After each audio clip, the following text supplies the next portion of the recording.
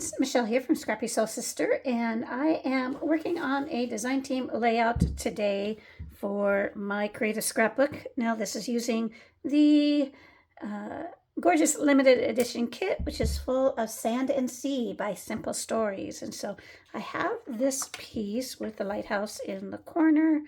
I already cut out a chunk because I wanted, I did some matte with that red and white polka dot, so I'm just going to tear it. I have this white piece of mixed media paper from scrapbook.com. I don't think I've used this yet, so I'm excited to see how it works. And then I am using these two pictures of St. Augustine when we were there in May. I just love this black and white striped lighthouse. And then here we are at the beach. So I'm going to use some Lindy's shakers. So I'm going to use the Soul Slate, Gypsy Soul Slate, and then Flickering Fairy Lights. And then I also pulled this Sapphire Media Gloss from Dina Wakley. So let's see where this goes. So I am starting with tearing my paper, like I mentioned in the introduction, and I'm going to go ahead and adhere this to the background. And then I am going to just apply some clear gesso just along the edge of my tear because my background paper is mixed media paper, but the Simple Stories piece certainly is not. And I don't plan on getting a bunch of water there. I'm going to try to keep my mixed media to the white paper, but just as a barrier, I'm going to go ahead and adhere some of this clear gesso. And now that it's dried, I'm going to use a piece of the mesh that comes in the kit as a stencil, and just in a variety of places, pull this texture paste through it and changing direction and just going for more of a organic type of look. And I do intend on adhering some uh, mesh as well, but I end up pulling this up because I realize I want to add the color first. So I am just pressing the mesh into any of the areas that didn't get a strong imprint. And so it's all dry now. And so I am just going to apply some layers of color using those two Lindy colors, the slate and the fairy dust, and use a variety of either adding to wet or applying wet after. And that's the fun thing with these magical shakers. You just sometimes, depending on what style of shaker you got, you don't know what you're going to get. So they can pick up the individual colors that create the mix. And so, like on this one, I have a few like strong yellow um, areas that I was not anticipating, but it's okay. I just layered over it or I picked it up with my paper towels. So I wanted a little bit more of the slate, and so you can see me adding that here. And I go through this process a variety of times. I don't film all of it. I'm just trying to create some layers with color, letting it dry, and then adding an additional layer. Now here I am adding the Dina Wakley. I believe it's sapphire. I know it looks really blue here, but it will mix and mingle with some water and my paintbrush. And I'm going to go ahead and lift up some of that liquid and you see it is blending in. I do spend a little bit of time drying it. I'm showing you a little bit here. Most of that is off camera. I do want to be careful because there is texture paste, and I certainly don't want that to melt. So adding a little bit more here and there. And I think I am going to peel away at this point and come back with more of a finished project. Okay, so I want to add a little bit of gold. And so I am mixing my gold texture paste with my white because I just want to tone it down just a little bit. I'm taking it through this circular stencil. Now my stencil is laying against other um, parts of texture paste, so it's not lying flat, and I know that it's going to be a little bit on the rustic side, and that is okay with me, particularly once I get other elements on the page. I have my mesh adhered, and I am just adding some gold splatters, and I believe I do some blue as well, maybe. Let me look at my layout. Yes, a few blue splatters, and then that will be it for the mixed media portion. So I have my two pictures. I have mounted both of them up on tissue paper, and I've gutted this 4x6 card, or I will be gutting it, as I want to keep the florals and the lighthouse. And I am just trying to figure out how I want to embellish. And so I'm starting to add some pieces here and there. I do want to do a cluster at the bottom.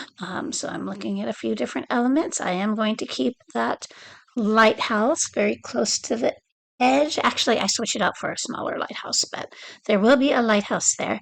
And then I do keep the one that is up by the lighthouse picture. I am going to use a few florals. I am going to use these the flying V birds that I have there. And I do like this sandcastle, so I'm going to use it instead of the little picnic scene. That little picnic scene is going to go away. I'm still trying to figure out what I want to do for a title. I can use this smile, but it doesn't seem strong enough, I guess. And so I am taking a look through all the little bits and pieces. There are quite a few embellishments that come with this kit. And so I am going to use that stamp, though the location is going to change. And I am going to use a few of the little shells, etc., since this is on the beach. And I'm just taking a look through the titles, and I decided to go with the seaside is the best place to be. So you'll see that make an appearance here shortly, I believe. Yep, there it is. And so I'm just going to need to make room for it and make sure I'm not uh, burying anything behind it. I might as well just take it away if it's going to be hidden behind my big title. But I am sure about that lighthouse, so I'm going to go ahead and adhere that. And I'm going to have my seaside there. I'm going to ditch the full scene there, as I mentioned earlier. I'm going to move my sandcastle up a little bit. I'm going to go ahead and adhere it. This little cluster down here, I'm pretty sure about, and so I'm going to go ahead and adhere as I go on this one. So I'm going to use that seaside. I'm going to use the little beach ball. I am also, like I mentioned, going to use a few shells, and then I'm going to add a few little hearts and a flower to that scene as well. So time to start looking at how I want to actually mat my photos with that 4x6 card. And as you can see, I have cut it quite a bit down. So it is just because I want the mesh to show, and for this just to kind of peek behind the pictures. And so I go ahead and adhere. I am going to have my lighthouse picture on a little bit of an angle covering the other picture, but not in any meaningful way. And I do pop it up on some foam. Definitely want to use both liquid glue and my tape runner, as it is on that mixed media and it will not stay if I do not use some liquid adhesive. So I'm going to use that stamp up there, and this is one of the few layouts where I'm really kind of adhering as I go. I usually do more of an auditioning process, but I'm feeling confident. So I work in this little flower cluster, and I do want things to start extending up into that gold mixed media area. And so that is where those flowers are going to go. My stamp is coming into play here. And then I have a little, you see off to the side there, a little heart tab that is going to go over our picture. And now it's time to behead my flowers. And so, because I just don't want that bulk in my album.